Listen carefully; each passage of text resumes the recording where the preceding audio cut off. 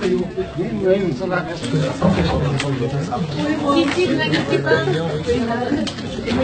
je suis Kerabou Kralpa, je suis chargée de développement au comité local pour le logement autonome des jeunes de Lyon. Nous sommes une association qui accompagnons les jeunes dans leur recherche de logement, en particulier des jeunes qui rencontrent des difficultés à trouver du logement, et ce jusqu'à l'âge de 30 ans. Si j'étais présidente, je lancerais un grand programme de reprise des habitations ou de locaux en indivision qui dorment oubliés du parc immobilier. En un mot, je veux la réappropriation des espaces libres. Je veux que dans ce pays, quelque chose vibre. Si je suis présidente, je veux développer les résidences étudiantes pour qu'elles soient moins isolées, plus accueillantes. Je veux faire voter une loi séance tenante pour organiser des cafés accueil afin de rencontrer les voisins, les dirigeants et les surveillantes. Si j'étais présidente, je prendrais donc des mesures radicales et urgentes. Face à la gravité de la situation, il faut des décisions à la hauteur. Aux timides, aux mous, à ceux qui disent « créons plus de logements sociaux ». Je dis oui, mais alors faites des logements sociaux qui facilitent vraiment l'accès à ceux qui ont des moyens inférieurs. À ceux qui suggèrent à voix basse adapter les loyers en fonction des revenus. Je préfère crier baisser, baisser et faire encore baisser les loyers. Alors pour résumer, les maîtres mots de mon programme: liberté, facilité, oui, sécurité, mobilité, flexibilité, solidarité, convivialité, accessibilité. Voilà les jeunes. Si j'étais présidente, ce serait ça.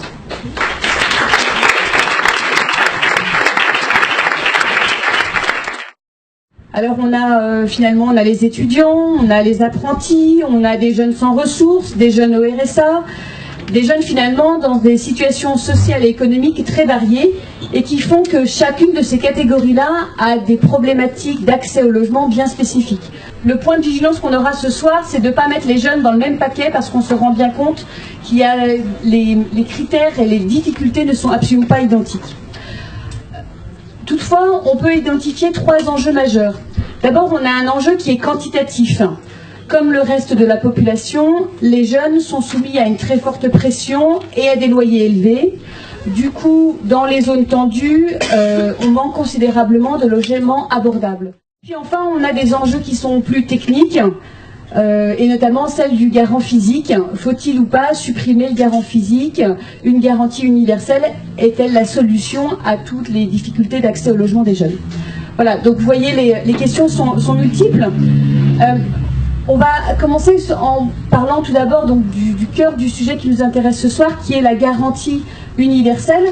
Alors je ne savais pas si vous avez lu la presse ce matin, notamment Libération, et juste pour vous dire que Cécile Duflot a donc annoncé que le gouvernement planchait sur un projet de caution universelle pour faciliter l'accès au logement des jeunes.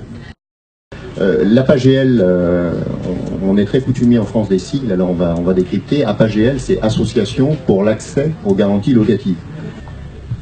La GRL pour garantie des risques locatifs, donc un contrat d'assurance par lequel, donc souscrit par le bailleur.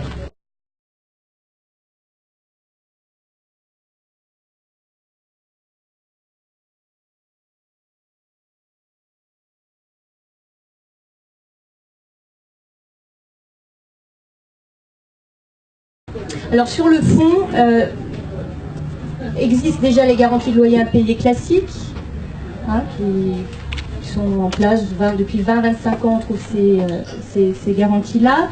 Ce qu'apportait la GRL, c'était de pouvoir ouvrir à plus de locataires par rapport à leur taux d'effort, et donc de pouvoir monter à 50%. Et là encore, on a un problème juridique qui se pose vis-à-vis de nos propriétaires bailleurs, c'est que recruter quelqu'un, un locataire, mettre en place un locataire qui a un taux d'effort de 50%, on est, nous, en défaut sur notre responsabilité civile et notre devoir de conseil. C'est-à-dire que si ce locataire se met en impayé, il faudra qu'on aille expliquer au propriétaire que le locataire était bien dans la possibilité de régler ses loyers. Or, ce qui est communément admis, c'est que dès lors qu'on dépasse un taux d'effort de 30, voire 40%, c'est très difficile de pouvoir, si on gagne 1 000 € par mois, avoir un loyer de 500 €, le restant à vivre n'est pas suffisant et le risque d'impayé est plus fort, et on se retrouve avec ces difficultés de devoir expliquer aux propriétaires qu'on a, oui, on a bien rempli notre devoir de conseil, et ce qu'on fait d'ailleurs avec les locataires qui viennent nous voir, c'est de les diriger vers des logements qui leur permettent de ne pas dépasser, nous on estime qu'au-delà de 40%, pour un locataire c'est difficile de vivre derrière. Ce matin, ce que dit Cécile Dufour quand elle parle de plafonner les loyers, etc., eh ben, je sais que déjà on a des propriétaires qui vont mettre en vente le logement parce qu'ils sont en train de se dire que louer va devenir quelque chose d'impossible pour eux. On est vite dans le sujet, hein, en fait. Bon, moi, d'abord, moi j'ai envie de dire qu'il faut qu'on se réjouisse quand même qu'il y ait un certain nombre d'orientations qui ont été posées ce matin, fortement. Elles sont peut-être pas idéales, mais elles vont dans un sens qu'on attendait quand même depuis un petit moment. Cette orientation sur le plafonnement des loyers, et puis peut-être effectivement cette question sur l'accotionnement, la garantie caution par rapport aux jeunes, c'est quelque chose sur lequel on travaille. Donc moi aujourd'hui, garantie des risques universels, je pense qu'il faut qu'on retravaille dessus. On a un gouvernement peut-être qui est peut-être plus attentif à ce genre de choses, donc il n'y a pas de besoin de réinventer quelque chose, mais allons un peu plus loin et allons directement sur une question beaucoup plus forte en termes de mutualisation.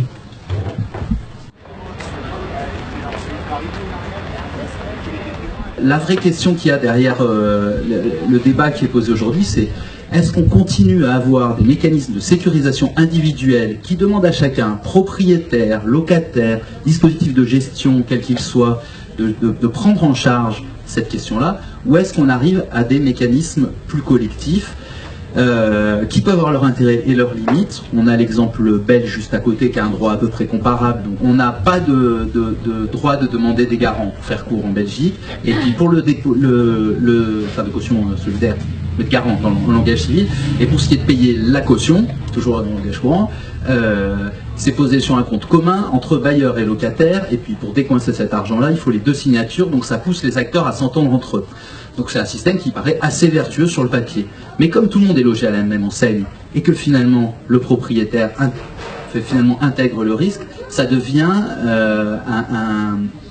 un encouragement, on va dire, à éviter de prendre des risques au moment où on met son logement en location. Et quand on dit tout le monde pareil, finalement on prend le haut du panier quand on a moyen de prendre le haut du panier.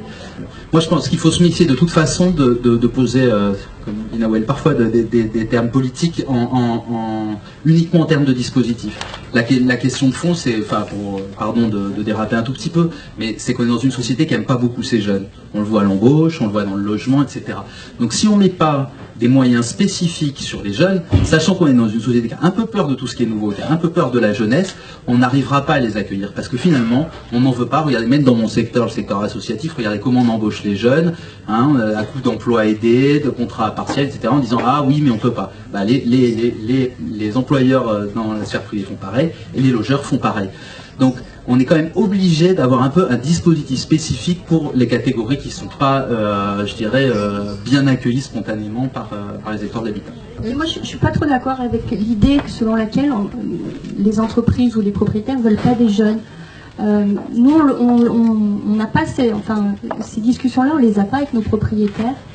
Dans la mesure où déjà ils confient un mandat de gestion à un professionnel, ils savent qu'ils n'ont aucun droit de regard sur les dossiers des locataires qui arrivent, et il n'y a aucune, parce qu'on parle des jeunes, mais un senior qui est au chômage à 55 ans, il a plus de problèmes pour se loger qu'un jeune qui est en CDD par exemple. Hein. Madame Mireille Ducarguy, à l'OPAC du Rhône, est-ce que, justement, pour faire écho aux propos de Marcury sur faut-il avoir une approche spécifique du langage du logement des jeunes, est-ce que les jeunes sont aussi mauvais payeurs qu'on peut l'imaginer? Comment est-ce que vous avez l'approche jeune à l'OPAC? Chez un bailleur social, effectivement, il n'y a plus de garant privé depuis très longtemps. Hein. On est simplement sur des garanties institutionnelles de type Locapass. Donc, cette question-là, aujourd'hui, elle est dépassée. Et en regardant effectivement les statistiques, on n'a pas plus d'impayés chez les jeunes que sur le commun des locataires, en fait, du parc de l'OPAC du Rhône. Votre idée, c'est pas de créer une filière d'attribution spécifique pour les jeunes qui sont un peu coup de fil? Non, moi je pense qu'à force de juxtaposer les différentes filières et les spécialisations, au bout d'un moment on ne fait plus que des files d'attente qui viennent prioriser d'autres files d'attente, etc. Hervé Mal, est-ce que ces initiatives pour vous correspondent aux réels besoins? Est-ce que ça permet de répondre à l'enjeu? Nous, dans les comités locaux, pour le logement autonome des jeunes, on reçoit tous les jeunes. Donc dans des tas de situations, des situations très différentes. Donc pour répondre et rester pragmatique, pour apporter des réponses, il faut qu'on diversifie effectivement les solutions, les combines, les astuces.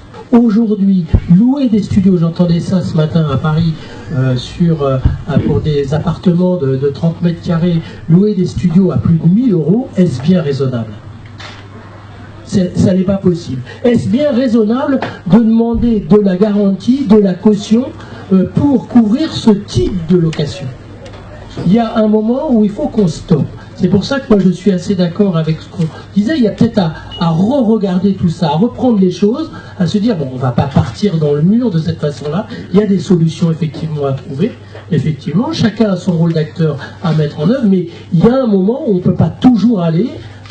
Enfin, je veux dire, on ne peut pas toujours aller dans la même direction, qui est toujours celle de la surprotection, de le surmachin. Moi, je rencontre beaucoup de petits bailleurs privés qui ne demandent pas une surprotection globale, contrairement à ce que peuvent nous dire certaines fédérations, mais par contre, ils ont besoin de proximité.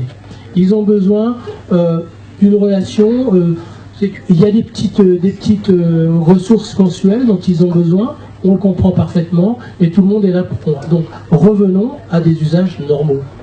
Vous parlez de surprotection. La bonne question, c'est de se demander pourquoi ces propriétaires ils veulent tant de protection. On parlait de la Belgique tout à l'heure, où il y a une nouvelle ébène des locataires. Parce qu'une expulsion en Belgique, quand vous ne payez pas votre loyer, c'est entre 3 et 4 mois après le début de l'impayé. Donc un propriétaire, il n'est pas inquiet. Il loue, il ne prend pas de garant. Et si au bout de 3 mois son locataire n'a pas payé, il sait qu'il va récupérer son logement. Nous, quand on a des procédures d'expulsion à mener parce qu'il y a des impayés, c'est plutôt 3 ans que 3 mois. Et un propriétaire, c'est pour ça cette surprotection, monsieur. C'est qu'on a des montants d'impayés qui peuvent aller très loin, et qu'on a un système de recouvrement qui favorise le locataire, et donc le propriétaire, il cherche pour cela à se protéger. Et, voilà. Et dans la mesure où l'État ne construit pas de logement, et qu'elle demande au secteur privé de le prendre en charge, ce que l'État devrait lui-même prendre en charge, on a affaire à des personnes privées. Nous, 90% des propriétaires, ils ont un logement. Ce n'est pas des propriétaires de 10 logements, etc. 90% des propriétaires, ils ont un logement. Beaucoup ont un crédit dessus, parce que c'est une façon pour eux d'avoir épargné, et un impayé pour eux, c'est une catastrophe. Et nous, la semaine dernière, on a une mamie qui était propriétaire de son logement et qui elle-même a été mise en saisie sur son propre appartement parce que son locataire ne payait plus les loyers. Donc on peut toujours voir les choses de deux façons, mais il ne faut pas les voir toutes noires d'un côté, toutes blanches de l'autre. En confiant au privé la charge de produire, on s'est rendu dépendant finalement des attentes de ce secteur-là. Et donc ensuite, étant dépendant, finalement, le marché a augmenté de 50%, disons, sur Lyon. Mais si on dit, ce serait bien de redescendre de 5%, on dit, ah, attention, là, ça va plus être rentable. Pour plein de raisons, c'est même pas complètement faux. Mais donc, du coup, comment on peut faire avec un marché qui peut, structurellement, n'aller que vers la hausse, en demandant aux citoyens, par contre, sur le marché économique, d'être de plus en plus flexibles, d'accepter des contrats de plus en plus aléatoires, de plus en plus courts, de s'aligner sur la concurrence chinoise, parce que sinon on ne sera pas bon économiquement. Alors je ne vois pas trop comment on peut aller vers les prix du loyer de Manhattan et aller vers les salaires des Chinois. On sent bien qu'il y a quelque chose où ça va pas tenir. Alors moi je suis là pour représenter la FNAIM, qui est la Fédération nationale des gens immobiliers. Donc à la fois des propriétaires et à la fois des locataires. Donc la FNAIM, c'est une fédération qui va regrouper les cabinets d'administration de biens, donc des gens à qui les propriétaires confient des mandats de gestion pour trouver des locataires et gérer toute l'habitation, toute la vie de bail que le locataire a signé. Moi j'ai trouvé intéressant le mélange justement du secteur social, du secteur privé, du secteur associatif. On se parle pas assez de façon générale et finalement, contrairement à ce qu'on pouvait penser, on est beaucoup plus proche dans l'analyse du marché les uns des autres. Et on n'est jamais mis justement comme ça autour d'une même table. On oppose souvent les locataires et les propriétaires, or ils ont souvent des intérêts communs et le même objectif. Un locataire, son objectif, c'est pas de pas payer son loyer, c'est pas de le saccager en partant. Donc on oppose souvent les uns et les autres, c'est une erreur. Et je pense qu'on mériterait de mieux communiquer les uns avec les autres, on trouverait davantage de solutions. Pour vous, quelles sont les priorités en termes de logement en France aujourd'hui? Le manque de logement. Et du coup, on a sollicité beaucoup ces 10 dernières années le secteur privé. On a incité des personnes privées à investir dans des appartements pour les louer. Sauf que c'est pas suffisant, que là les dispositifs incitatifs semblent s'arrêter et que ce sont finalement les bailleurs privés qui font le boulot quelque part, parce que l'État aussi devrait pouvoir faire, et à construire des logements sociaux. Il y a quand même beaucoup de familles qui ont 2-3 enfants. Alors, quand il faut loger des jeunes, 3 jeunes qui ont 20-25 ans, et s'il n'y a qu'un loyer, qu'un salaire qui rentre dans le foyer, comment on fait? Alors si il y a un papa et une maman, il y a 2 salaires. Le public des jeunes est le public prioritaire d'Action Logement.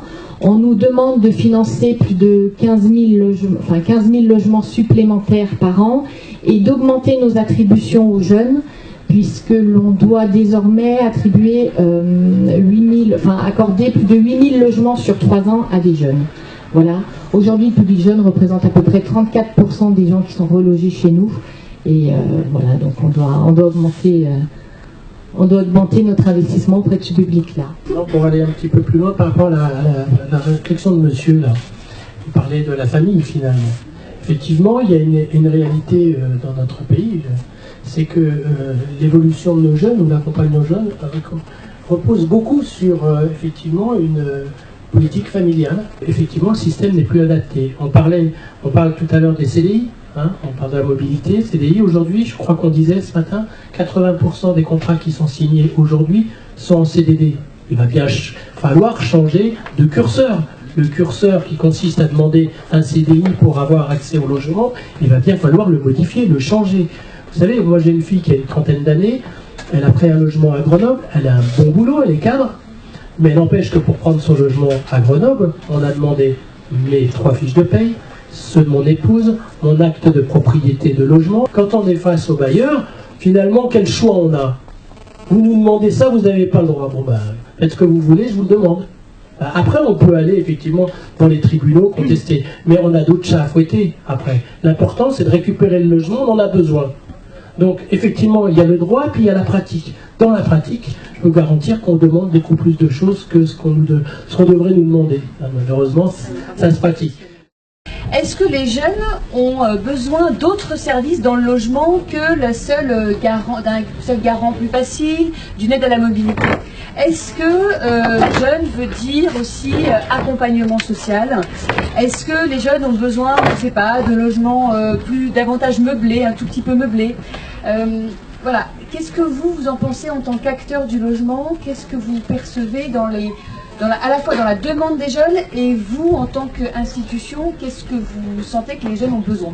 Vu la diversité des situations, on a effectivement des jeunes qu'il faut qu'on accompagne peut-être un peu plus, et des jeunes qui demandent simplement à avoir une clé et qui sont obligés d'entrer dans des critères éventuellement d'accompagnement pour pouvoir avoir accès au logement. Ça, c'est pas acceptable. Des fois, on est dans des situations un peu étonnantes. La question de la solitude est réelle, contrairement à ce qu'on pourrait penser. C'est qu'effectivement, on s'aperçoit qu'il y a beaucoup de solitude, qu'effectivement, le lien social est fortement à travailler. Je pense qu'effectivement, s'il y a des initiatives à travailler avec les jeunes, notamment, c'est peut-être de travailler sur des réponses un peu alternatives. Je voudrais ajouter qu'il existe des aides financières distribuées par Action Logement pour les jeunes de moins de 30 ans. Donc la première consiste dans le règlement du dépôt de garantie. On peut payer jusqu'à 500 € le dépôt de garantie du locataire. Et également pour le public jeune en alternance, Nous disposons d'un produit qui s'appelle Mobilijeunes et qui leur permet de bénéficier d'une subvention pour régler tout ou partie de leur loyer résiduel dans la limite de 100 € par mois et pendant une période variant entre 6 et 18 mois, le délai d'intervention dépendant des revenus du bénéficiaire. Alors, Mireille Ducard, je suis directrice du département service aux clients à l'Opaille-du-Rhône. Donc l'Opaille-du-Rhône, c'est un des principaux bailleurs sur le Rhône et sur la région, puisque nous comptons un peu plus de 40 000 logements et nous sommes rattachés au Conseil général du Rhône. Donc notre rôle, c'est à la fois de construire des logements pour éviter et effectivement l'ensemble de la population qui en a besoin. Donc ça va aussi bien des jeunes aux personnes âgées, toute personne qui en fait a des ressources qui sont inférieures au plafond de ressources, et de gérer l'ensemble de ces logements. À côté de ça, on a aussi de plus en plus un rôle d'aménageur, c'est-à-dire qu'au service des collectivités, on permet la construction de bouts de ville, à la fois dans le département, mais aussi un peu plus largement au niveau de la région.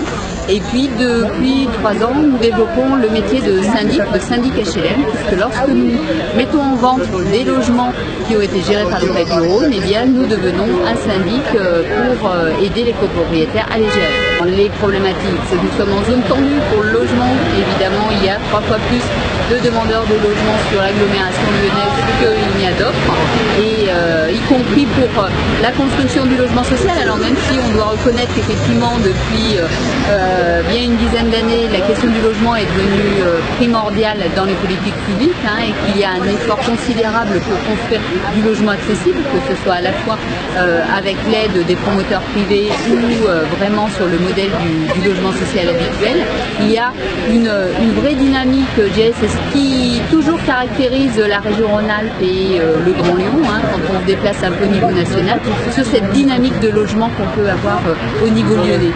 Et une dynamique importante qui vise aussi à remodifier les quartiers qui ont été construits dans les années 50, dans les années 60, qui sont aujourd'hui plutôt des quartiers d'exclusion, des quartiers qu'on dit habituellement en politique de la ville, et sur lequel il faut refaire de la ville encore qu'il soit plus aujourd'hui en accord avec les besoins des Lyonnais et des gens qui ont envie de vivre dans ces quartiers-là. Alors, il est clair que par rapport aux déclarations du précédent gouvernement, on n'est aujourd'hui pas du tout sur la remise en cause du logement social. Le gouvernement précédent était quand même beaucoup sur cet objectif-là, qui était plutôt un objectif anglo-saxon, qui avait été par exemple le cas des années Thatcher dans les années 80, qui visait à éliminer la production de logement social par des acteurs dédiés que sont les bailleurs sociaux, et aussi à plutôt concentrer toute la production d'offres nouvelles sur les opérateurs privés.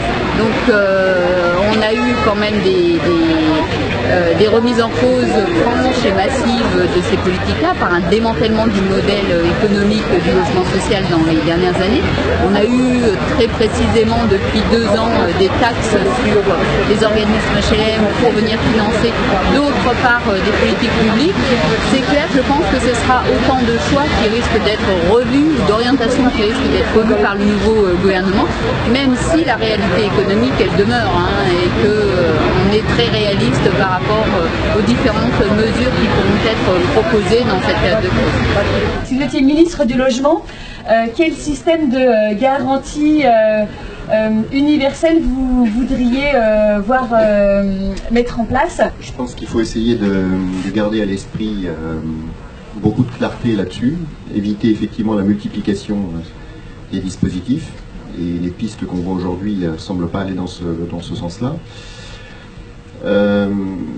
La suppression des garants me semble être une bonne chose, dans la mesure où de toute façon les garants personnes physiques sont des garanties plus qu'illusoires, avec un droit du cautionnement, on l'a vu, qui marque beaucoup de limites, et puis qui est sujet à beaucoup de mauvaises surprises d'ailleurs pour les bailleurs eux-mêmes lorsqu'ils les actionnent bien souvent. La généralisation de la GRL, je ne pourrais pas vous dire autre chose que je suis plutôt pour, mais une vraie généralisation, c'est-à-dire un dispositif qui mutualise l'ensemble des risques. Voilà. Après, d'autres pistes peuvent encore, pourquoi pas être exploitées. Je pense, on a parlé tout à l'heure du dépôt de garantie, j'entendais la personne qui faisait le slam parler de supprimer le dépôt de garantie. Bon, je pense qu'il faut quand même que les bailleurs aient aussi quelques éléments justement de garantie. même si un mois de loyer hors charge, on peut véritablement se demander si c'est significatif. En attendant, tant que ce dépôt de garantie existe, et quand on sait le nombre de contentieux et de réticences abusives de restitution de dépôt de garantie que les bailleurs ne manquent pas d'appliquer, et qui encombrent d'ailleurs énormément les tribunaux, je pense qu'on pourrait imaginer un système où le dépôt de garantie soit consigné entre les mains d'un tiers, et que les intérêts qui soient dégagés par les dépôts de garantie puissent, pourquoi pas, alimenter un fonds qui viendrait en aide dans la problématique de l'accès au logement. Tout ce qui va être contraignant pour les propriétaires, de toute façon, va poser problème. Et moi, je veux bien qu'on rende universelle la GURL, et je ne vois pas pourquoi ce seraient les propriétaires qui auraient à payer des primes d'assurance, parce que c'est ça qu'on dit, si on rend universel, les propriétaires vont payer des primes d'assurance pour garantir les impayés de leurs locataires. Je ne suis pas sûre que ce soit le bon système. Le garant, en effet, personne physique, paye assez rarement dans les dossiers. Dans moins de 10% des dossiers, ce sont eux qui payent. Souvent, si l'impayé vient au-delà du premier bail de 3 ans, c'est très compliqué de faire payer le garant. Ce qui marchait très bien il y a quelques années et qu'on louait beaucoup plus et beaucoup plus facilement, c'était le Locapass, le système de Locapass qui assurait aux locataires 18 mois de garantie. Et c'est le meilleur système qu'on ait connu jusqu'ici. Quant au dépôt de garantie, moi je pense qu'on pourrait aujourd'hui très bien, s'il y a un bon garant derrière, se passer tout bonnement, tout purement d'un dépôt de garantie. S'il y a un garant derrière qui sera amené à prendre en charge les éventuelles détériorations immobilières, le dépôt de garantie, c'est presque pour moi celui qui est le plus démodé aujourd'hui.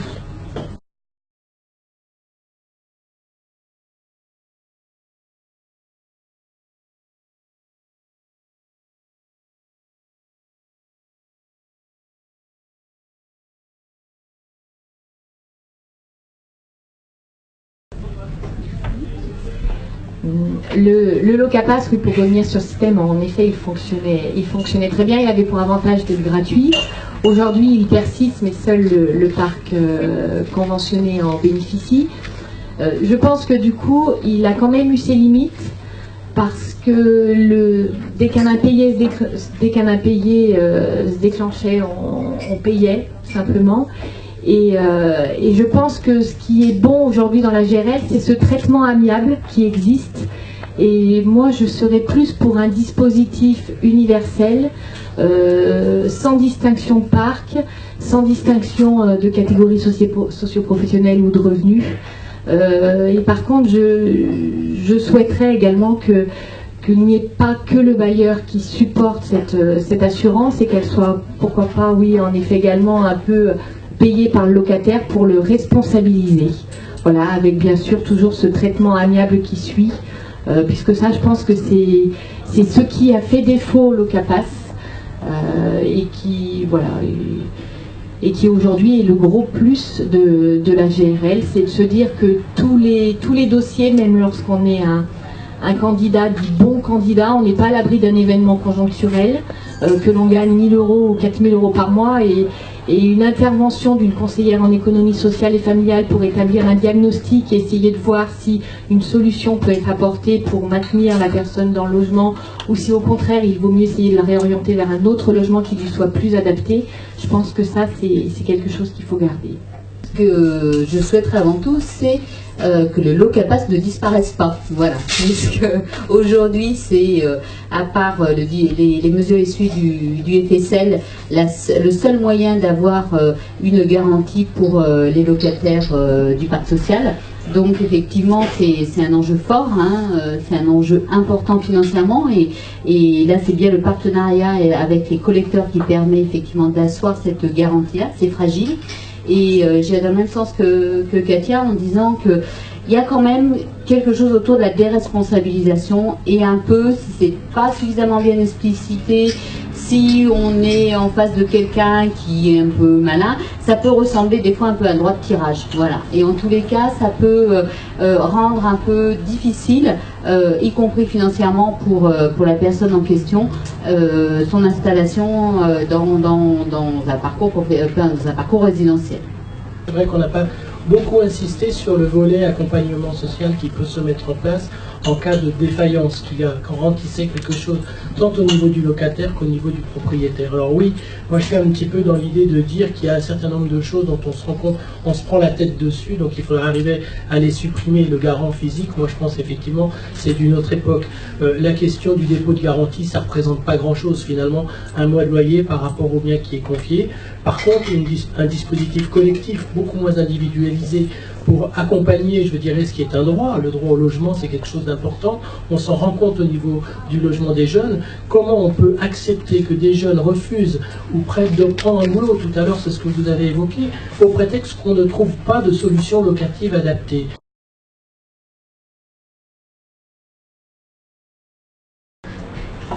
Je vis dans une cage à lapins, modèle universel. Je ne vis pas seul, je vis en compagnie d'assurance. Je vis dans une cage à lapins, garantie par l'APA GL. Je vis dans l'APA du gain. Je n'ai aucun plafonnement. J'ai une vue directe sur le ciel. Il y a un ascenseur. Est-ce que ça marche? Oui, mais le résultat n'est pas à la hauteur. L'ascenseur n'est pas comme le marché qui va mécaniquement à la hausse. Il s'arrête au premier étage, comme ma vie, étudiant, apprenti, au RSA ou en stage, intérim, des fois je bosse. Il est perché mon palier, l'ascenseur s'arrête, je ne rejoins jamais le haut du panier. Je suis comme un boxeur qui est sonné à sa porte. J'encaisse les coups à chaque encaissement de loyer. Je titube, on me traite de mauvais payeur et n'ai aucun dispositif pour m'appuyer. Je me courbe, je ploie. Je vais me faire une fracture du bassin d'emploi. Je suis un faible, coincé dans l'étau des forts. La vie est une vente aux enchères et la mobilité coûte cher. Mais on me demande de la flexibilité et de baisser mon salaire. Comment je peux faire? Appeler mon père? Appeler ma mère? Prendre un crédit et devenir propriétaire? Je vis dans une cage à lapins, mais je n'ai pas le choix. J'y suis, j'y reste, je ne bouge pas. Il y a le droit et la pratique. Et ces moments où la loi sème la panique. Il y a la réalité des jeunes et ceux qui disent que les propriétaires sont juste des petites mamies sympathiques. Moi, je vis dans une cage à lapins. Mais je sais que pour quelqu'un, quelque part, ma présence est très très bénéfique. Je vis dans une cage à lapins sans garantie. Je n'aurai jamais un lopin pour ma survie. Je n'aurai rien. Tout est déjà pris. Chaque lieu de ce monde, aujourd'hui, a son prix. Merci.